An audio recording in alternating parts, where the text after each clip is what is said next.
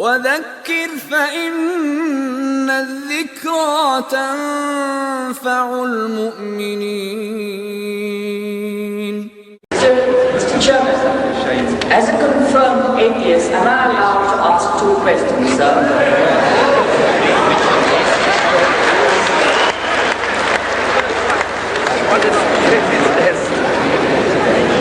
Am I? First question is, if Muhammad and Christ were distinguished people in a long line of size or discipline or whatever we have to say, why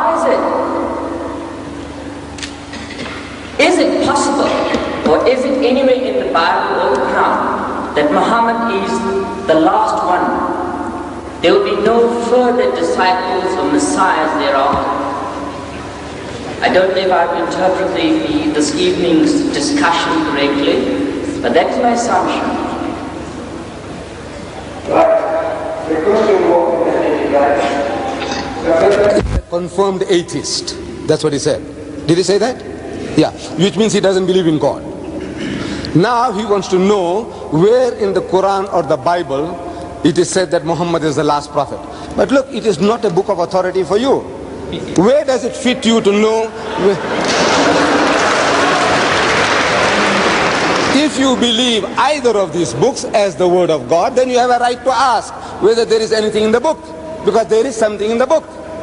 You see, in the Holy Quran, we are told,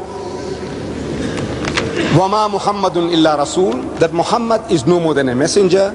قَدْ خَلَتْ مِنْ قَبْلِ الرُّسُلِ, it says many were the messengers that passed away before him. And it says Muhammad is a khatamun nabiyyin, he is the last and seal of the prophets. There shall be no prophets after him.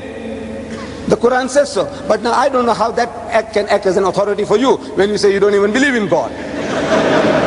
I can't see any relevance unless you are playing a game with us to say you are a confirmed atheist. You just want to put us to the test whether we know our books, we know our onions or not.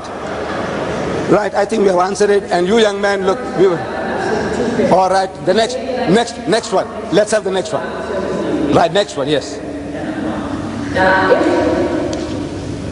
Muhammad and Christ, looking at the realities of civilization and of people, if the difference was very minute in terms of religious philosophy, and I think you have stated categorically that on all else we agree, why can't Christians and Muslims get together, set aside that minute difference, rather confuse our little minds? Why confuse our little minds?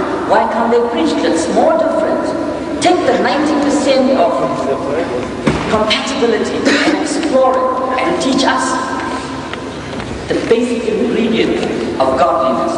Thank you.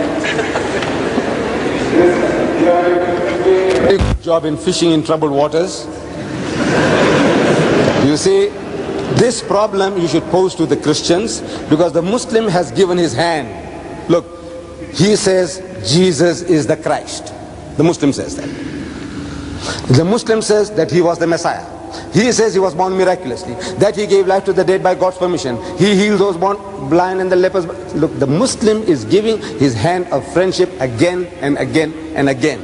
Now this question of yours, this good spirit of yours, you should expend it on your Christian friends. Ask them that, look, since a Muslim is coming forward, why aren't you prepared to give your hand of acceptance and say, look, we also believe that Muhammad is the messenger of God, and you 1,200 million Christians and 1,000 million Muslims can get together on a common platform.